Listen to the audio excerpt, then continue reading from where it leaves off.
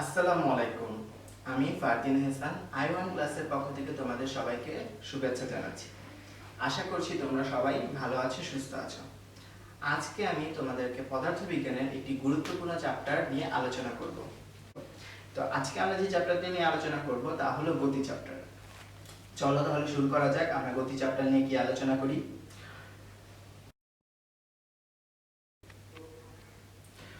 আজ আমরা যে চ্যাপ্টারটা নিয়ে আলোচনা করব তা হলো গতি। প্রথমে আমরা দেখি আমরা গতিতে আজকে কি কি শিখব। আজ আমরা শিখব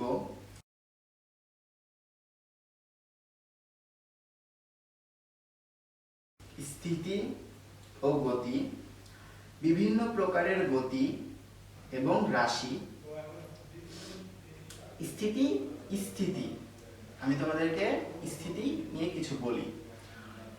মনে করো আমি এখানে দাঁড়িয়ে আছি, আমার সামনে একটি ডিভাইস আছে, ক্যামেরা আছে। ক্যামেরার সাপেক্ষে ক্যামেরাটা আমার দিকে আছে, তোমরা যখন আমাকে দেখতে পাচ্ছ তখন তোমরা আমাকে দেখতে পাচ্ছ যে আমি সোজা হয়ে দাঁড়িয়ে আছি। আমি কি চলছি, আমি কি ডান দিকে বা বাম দিকে হাঁটাহাঁটি করছি? হাঁটাহাঁটি করছি না। এখন পারিপার্শ্বিকের সাপেক্ষে এই কথাটি বলতে তোমরা কি বুঝো? পারিপার্শ্বিকের সাপেক্ষে বলতে বোঝায় তুমি যে বস্তুটিকে নিয়ে আলোচনা করবে তার আশেপাশে যত কিছু রয়েছে তাই হলো তার বস্তুটির পারিপার্শ্বিক বস্তু। পারিপার্শ্বিকের সাপেক্ষে সময়ের সাথে যে বস্তুর কোনো অবস্থানের পরিবর্তন হয় না, একই অবস্থানে থাকে। যেমন ক্যামেরার সাপেক্ষে আমি এখানে একই অবস্থানে রয়েছি, অর্থাৎ বস্তুটি প্রাথমিক অবস্থায় স্থির থাকে, সেই বস্তুটিকে স্থির বস্তু বলে। এবং আমরা এখানে যে অবস্থাটা তৈরি করেছি, যে সিচুয়েশনটা আমরা ক্রিয়েট করেছি, সেই সিচুয়েশনটাকে আমরা বলবো স্থিতি। এখন আমরা উদাহরণস্বরূপ আমরা বলতে পারি গাছপালা, ঘরবাড়ি, আমি, ক্যামেরার সাপেক্ষে আমি, গাছের সাপেক্ষে বাড়ি, ক্যামেরার সাপেক্ষে আমি, লাইটের সাপেক্ষে আমি, কম্পিউটারের সাপেক্ষে আমি। সবকিছু সাপেক্ষে যদি আমি চলমান না থাকি, আমি যদি স্থির থাকি, তবেই আমি একটি স্থির বস্তু। পাহাড় পর্বত এটা আর ভালো একটি উদাহরণ স্থির বস্তুর। এরপরে আমরা আমাদের পরের টপিকে চলে যাই, গতি, মোশন। গতি আর স্থিতি অনেকটা সেম জিনিস, সব রুলস সেম থাকবে। শুধু গতির ক্ষেত্রে ইম্পর্টেন্ট জিনিসটা হলো পারিপার্শ্বিকের সাপেক্ষে যে বস্তুটির গতি আমরা চিন্তা করব, যে বস্তুটি এখানে মূল বিন্দু, সে বস্তুটির সাপেক্ষে আশেপাশে যত বস্তু রয়েছে সেই বস্তুর সাপেক্ষে বস্তুটি কি চলমান নাকি স্থির। যদি বস্তুটি চলমান হয় তাহলেই বস্তুটি কি হবে? গতিশীল বস্তু।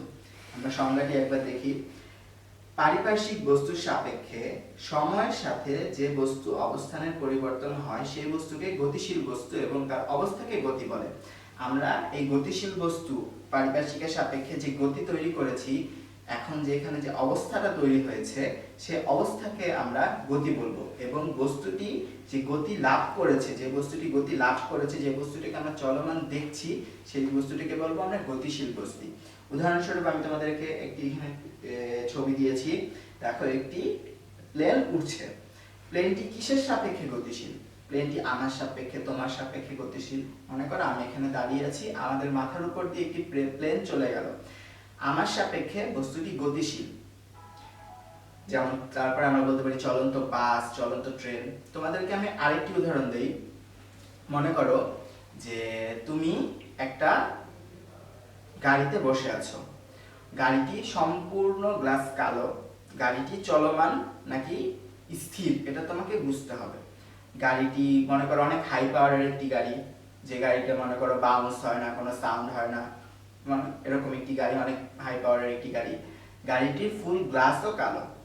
এখন তুমি ওই গাড়িতে বসে আছো, তুমি কিন্তু পারিপার্শ্বিকে তোমার গাড়ির বাইরে কি আছে তুমি কিন্তু কিছুই দেখতে পাচ্ছ না। তখন কি তুমি বলতে পারবে তুমি কি স্থির নাকি তুমি গতিশীল? অবশ্যই তুমি বলতে পারবে না। তোমরা অবশ্যই এটা দেখো, পরীক্ষা করে দেখো, তোমরা বলতে পারবে না। তুমি যদি যখন তুমি গাড়ির গ্লাসটি নামাবে, যখন তুমি দেখবে তোমার সাপেক্ষে আশেপাশের বস্তু অবস্থান পরিবর্তন করছে, তখনই তুমি বুঝতে পারবে যে তুমি গতিশীল বা তোমার সামনে যে বস্তুটি আছে সেই বস্তুটি গতিশীল। অবশ্যই তুমি গাড়িতে বসে আছো, তোমার গাড়িটি চলছে, তার মানে তুমিই গতিশীল। তার মানে গতিশীল নাকি স্থির তা বোঝার জন্য তার পারিপার্শ্বিকের অবশ্যই প্রয়োজন আছে। এরপরে আমরা দেখব একটি অনুশীলন তোমাদের জন্য যে সময়ের পরিবর্তনের সাথে কোনো বস্তুর অবস্থান পারিপার্শ্বিকের সাপেক্ষে পরিবর্তন হওয়ার ঘটনা কি বলে। তোমরা আমাকে প্রশ্নটির উত্তর দিবে। আরেকটি প্রশ্ন হলো, কোনো বস্তু সর্বদা সমান সময়ে সমান দূরত্ব অতিক্রম করলে তাকে কি বলে। এটিও আমাকে উত্তর দিবে। আর বল কি রাশি, এই প্রশ্নটি আমি তোমাদেরকে পরে উত্তরটি বুঝিয়ে দিব। এখন দেখি, এখন তোমাদের জন্য আরেকটি গুরুত্বপূর্ণ জিনিস, আমরা তো গতি পড়লাম, গতি জিনিসটা কি। এখন বিভিন্ন ধরনের গতি রয়েছে। বিভিন্ন ধরনের গতি আইডেন্টিফাই করার জন্য বিভিন্ন ধরনের গতির বিভিন্ন ধরনের নাম রয়েছে, যেমন সরলরৈখিক গতি, বক্ররৈখিক গতি, ঘূর্ণন গতি, চলন গতি, পর্যায়বৃত্ত গতি, সরল স্পন্দন গতি। এখন আমরা একটা একটা করে তোমাদের সবগুলা জানাবো। সরলরৈখিক গতি, লিনিয়ার মোশন। সরলরৈখিক গতি বলতে তোমরা আমাকে কি বুঝি, একটা সেকেন্ড তোমরা চিন্তা করো তো, সরলরৈখিক গতি বলতে তোমরা কি বুঝো। অবশ্যই সরলরৈখিক গতি বলতে তোমরা বুঝতে পারছো যে যদি কোনো বস্তু সরল পথে চলমান থাকে, অবশ্যই গতিশীল হতে হলে চলমান থাকতে হবে।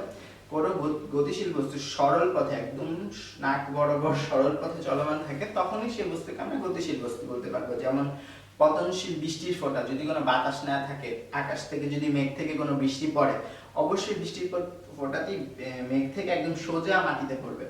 এটি একটি সরলরৈখিক গতির উদাহরণ।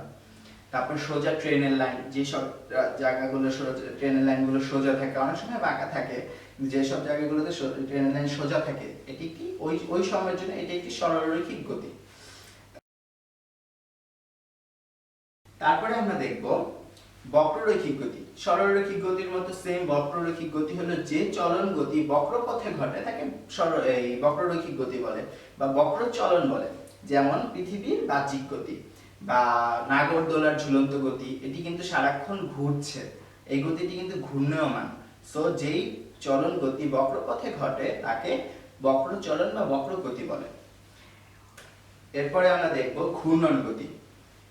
ঘূর্ণন গতি আর বক্রগতি কিন্তু সেম নয়, একটু ডিফারেন্স আছে। আমি তোমাদের সংজ্ঞাটা দেখাই। সার্কুলার মোশন, কোন বস্তু মধ্যস্থ কোনো বিন্দু যদি বৃত্তাকার পথে এমন ভাবে পরিভ্রমণ করে যে সকল বৃত্তের কেন্দ্র একটি সরলরেখার উপর অবস্থান করে, তাকে ওই বস্তুটি ঘূর্ণন গতি বলে। মনে করো তুমি একটি বস্তু, একটি কেন্দ্রকে নির্দিষ্ট করে বস্তুটি ঘুরছে এবং বস্তুটি প্রতি সময় পর পর একটি বৃত্তের কেন্দ্রকে সরলরেখার উপর, একটি বৃত্তের কেন্দ্র থেকে বস্তুটির একটি সরলরেখা তৈরি হচ্ছে। যদি এই অবস্থা ক্রিয়েট করে এবং এইভাবে বস্তুটি চলতে থাকে, তখন তাকে আমরা ঘূর্ণন গতি বলতে পারি। যেমন আমরা নাগরদোলাকে বলতে পারি, নাগরদোলা কিন্তু সবসময়, নাগরদোলার কেন্দ্র থেকে তুমি যদি একটা বস্তু চিন্তা করো, তাহলে নাগরদোলা থেকে ওই বৃত্তের কেন্দ্র হলো একটি সরলরেখা তুমি পাবে। এটা হলো ঘূর্ণন গতি। তারপরে আমরা দেখব চলন গতি। চলন গতিও সেম। আমরা দেখি কোনো বস্তু যদি এমন ভাবে চলতে থাকে যাতে বস্তুর সকল কণা একই সময় একই দিকে সমান দূরত্ব অতিক্রম করে, এরূপ বস্তুকে চলন গতি বলে। যেমন আমরা কয়েকটি উদাহরণ দেখতে পাচ্ছি যে গাড়িগুলো আঁকাবাঁকা হয়ে চলছে, তারপরে একটি মানুষ একটি বল নিক্ষেপ করছে, তারপরে গাছ থেকে আপেল পড়ছে, এই উদাহরণগুলো দেখতে পাই। কিন্তু এখন আমি তোমাদেরকে আলাদা একটি উদাহরণ দেখাবো। মনে করো এ একটি বস্তু, এ চলমান, বি এর গতি পরিবর্তন করেছে এবং এর দিক পরিবর্তন করেছে, সি তে এটি তার দিক আবার পরিবর্তন করেছে, ডি তে এটি তার বেগ আবার পরিবর্তন করেছে। এখন তুমি এ বিন্দুর শুরুর অবস্থান এবং বি বিন্দুর শুরুর অবস্থান, এই দুটার দূরত্বকে তুমি মাপো। তারপরে তুমি আবার এ বিন্দুর শুরুর অবস্থান, বি বিন্দুর শুরুর অবস্থান মাপলা। এখন তুমি আবার বি বিন্দুর শুরুর অবস্থান, আবার সি বিন্দুর শুরুর অবস্থান পরিমাপ করো। তুমি জাস্ট চোখের আন্দাজ দেখে বলে দিতে পারবে যে এই দূরত্বগুলো সমান নাকি সমান নয়।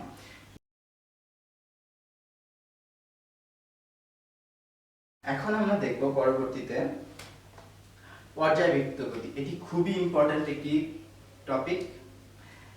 কোন গতিশীল কণার গতি যদি এমন হয় যে এটি তার গতিপথের কোনো নির্দিষ্ট বিন্দুকে একটি নির্দিষ্ট সময় পর পর একই দিক হতে অতিক্রম করে, তবে সেই গতিকে পর্যায়বৃত্ত গতি বলে। আমি তোমাদেরকে একটু উদাহরণ দিই, ঘড়ির কাঁটার গতি। যেমন ঘড়ির কাঁটা তোমরা ঘুরছে ঘুরছে ঘুরছে ঘুরছে ঘুরছে ঘুরছে 12 ক্রস করলো। 12 ক্রস করার পরে কি এটি কি আবার উল্টা দিকে যাওয়া শুরু করে? অবশ্যই না। 12 ক্রস করার পরে এটি আবার পুরোটা ঘুরে এসে আবার 12 ক্রস করে এবং একটি নির্দিষ্ট সময় পর পর। কোনো গতিশীল কণা যদি নির্দিষ্ট সময় পর পর গতিশীল এই একটি পথ বা একটি রাস্তা, একটি বিন্দু নির্দিষ্ট সময় পর পর নির্দিষ্ট সময়ে ওই বিন্দুটি একই দিক থেকে অতিক্রম করে, তখন তাকে আমরা পর্যায়বৃত্ত গতি বলবো। উদাহরণস্বরূপ আমরা বলতে পারি ঘড়ির কাঁটার গতি, বৈদ্যুতিক পাখার গতি, সাইকেলের চাকার গতি, সূর্যের চারদিকে পৃথিবীর গতি, এগুলো আমরা পেন্ডুলাম, আমরা যে ঘড়ি ইউজ করি পেন্ডুলাম যদি আমরা দেখো, তুমি যদি একটি পেন্ডুলাম নিয়ে পেন্ডুলামটি ছেড়ে দাও, দেখবে পেন্ডুলামটি প্রথমে ডান দিকে যাবে, আবার ডান দিক থেকে আবার বাম দিকে যাবে। এটি কিন্তু এক দিক থেকে প্রথমে ডান দিক থেকে বাম দিকে যাচ্ছে, আবার ডান দিকে এসে আবার বাম দিকে যাচ্ছে। এটি কিন্তু একটি বিন্দুকে এক দিক থেকে, তুমি যদি সময় চিন্তা করো, এক দিক থেকে এই বিন্দুটিকে অতিক্রম করছে। এটিকে আমরা পর্যায়বৃত্ত গতি বলতে পারি। পর্যায়বৃত্ত গতির পরে আমরা দেখতে পারবো সরল স্পন্দন গতি। কোন পর্যায়বৃত্ত গতি আর সরল স্পন্দন গতি অনেকটা কাছাকাছি। সরল স্পন্দন গতি বলতে আমরা বুঝবো যে পর্যায়বৃত্ত গতি ছিল যে একই দিক থেকে বস্তুটি সমান সময়ে যে দূরত্ব অতিক্রম করবে, কিন্তু সরল স্পন্দন গতি হলো যে বস্তুটি একই দিক থেকে না, বস্তুটি প্রথমে এক দিক থেকে যাবে এবং ঠিক বিপরীত দিক থেকে আবার ওই বিন্দুটিকে অতিক্রম করবে। যদি এটা হয় তাহলে তাকে আমরা সরল স্পন্দন গতি বলবো এবং এর দিক সর্বদা সাম্যাবস্থান অভিমুখী হবে, মানে সাম্যাবস্থান মানে মধ্য অবস্থান অভিমুখী হবে। অবশ্যই বস্তুটি মধ্য দিকে অবস্থান, যেমন পেন্ডুলামের কিন্তু একটা মধ্য অবস্থা আছে, প্রথমেই ডান দিকে থেকে বাম দিকে যাবে, বাম দিকে ডান দিকে যাবে, কিন্তু একটি নির্দিষ্ট সময় পর পর যে মধ্য অবস্থা আছে এটি অতিক্রম করবে এবং ওই বস্তুকণার গতিকে আমরা সরল স্পন্দন গতি বলতে পারবো। আশা করছি তোমরা বুঝতে পেরেছো। যদি তোমাদের কোনো ধরনের প্রশ্ন থাকে তোমরা অবশ্যই আমাকে জানাবে, আমি তোমাদের উত্তর দেওয়ার চেষ্টা করব। অনুশীলন। এখন দেখো, তোমাদের আমি কয়েকটি প্রশ্ন দিয়েছি যে স্থির অবস্থান থেকে সুষম ত্বরণে চলমান বস্তুর গতি ও সময়ের মধ্যে পার্থক্য কি, সম্পর্ক কি, বল কোন রাশি, স্কেলার রাশি যোগ কোন নিয়মে করতে হয়। এখন দেখো, রাশি অনেক গুরুত্বপূর্ণ একটা জিনিস আমাদের এই ফিজিক্সের মধ্যে। সাধারণত পদার্থের যেসব ভৌত বৈশিষ্ট্য পরিমাপ করা হয় তাকে রাশি বলে। রাশি যে কোনো কিছু আমরা যে পরিমাপ করি তার জন্য যে ভৌত বৈশিষ্ট্যগুলো যে আমরা একটা জিনিসের একটা ক্যাটাগরির মধ্যে ফেলবো, বৈশিষ্ট্যগুলো যে আমরা আলাদা করব, এই আলাদা করার জন্য আমরা এই রাশি শব্দটি ব্যবহার করি। সাধারণত রাশি দুই প্রকার, স্কেলার রাশি এবং ভেক্টর রাশি। আমরা স্কেলার রাশির সংখ্যাটা দেখি, যেসব ভৌত রাশি শুধুমাত্র মান দ্বারা সম্পূর্ণরূপে প্রকাশ করা যায় কিন্তু দিকের কোনো প্রয়োজন হয় না তাকে স্কেলার রাশি বলে। এবং স্কেলার রাশির উদাহরণ বলতে আমরা কি দেখতে পারি, যেমন দৈর্ঘ্য, ভর, দ্রুতি, কাজ, শক্তি ইত্যাদি হলো স্কেলার রাশির উদাহরণ। আশা করছি তোমরা বুঝতে পেরেছো। আমরা পরবর্তী স্লাইডে চলে যাই। আমাদের পরবর্তী যে রাশিটি হলো সেটি হলো ভেক্টর রাশি। ভেক্টর রাশি অনেক ইম্পর্টেন্ট একটা রাশি। ভেক্টর রাশি বলতে আমরা বুঝবো যে রাশি প্রকাশ করতে শুধু মান এবং দিক উভয়ের প্রয়োজন আছে। কোন একটি বস্তু একটি নির্দিষ্ট বেগে কোন এক দিকে চলছে, এখানে কিন্তু আমরা একটি বেগ পেয়েছি, বেগটা হলো বস্তুটির মান, এবং কোন দিকে চলছে আমাদের কিন্তু দিকটার কথা বিবেচনা করতে হচ্ছে, তাই বেগ একটি ভেক্টর রাশি। যে সকল ভৌত রাশিকে সম্পূর্ণরূপে প্রকাশ করার জন্য মান ও দিক উভয়ের প্রয়োজন হয়, যদি একটি হয় চলবে না, উভয়ের প্রয়োজন হয় তাদেরকে ভেক্টর রাশি বলে। যেমন সরণ, ত্বরণ, বেগ, তড়িৎ বেগ ইত্যাদি ভেক্টর রাশি উদাহরণ। বাড়ির কাজ, তোমাদেরকে আমি কয়েকটা বাড়ির কাজ দিয়েছি, তোমরা বাড়ির কাজগুলোর প্রশ্নগুলো দেখো। যদি তোমাদের কোনো সমস্যা থাকে তোমরা আমাকে অবশ্যই প্রশ্ন করবে, আমি তোমাদেরকে উত্তর দেওয়ার চেষ্টা করব।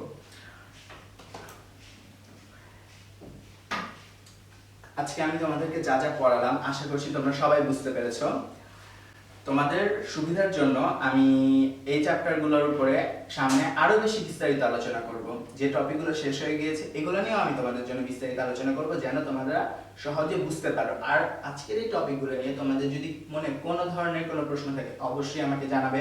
আমাদের ওয়েবসাইটে প্রশ্ন করার অপশন রয়েছে, তোমরা সেখানে প্রশ্ন করবে, অবশ্যই আমি তোমাদেরকে উত্তর দেওয়ার চেষ্টা করব। আর তোমরা অবশ্যই যখন আমাদের সাথে পড়াশোনা করতে বসবে অবশ্যই খাতা কলম এগুলো নিয়ে বসবে, কি বলছি অবশ্যই এগুলো নিয়ে তোমরা বসবে, যেন তোমরা এগুলো নোট রাখতে পারো। অবশ্যই তোমরা ক্লাসগুলো বারবার দেখতে পারো, কিন্তু তোমরা যখন নোট করবে তখন তোমাদের জন্য অনেক সুবিধা হবে জিনিসগুলো বোঝার জন্য। তাহলে আজকে আমরা অনেক কিছু শিখলাম, বিভিন্ন প্রকার গতি, রাশি। তাহলে আজকে আমরা এই পর্যন্তই শেষ করি। আমি ফারদিন হাসান আলিফ আজকে তোমাদের কাছ থেকে বিদায় নিচ্ছি। আবার পরবর্তীতে তোমাদের নতুন কোনো টপিক নিয়ে তোমাদের সাথে দেখা হবে। আসসালামু আলাইকুম।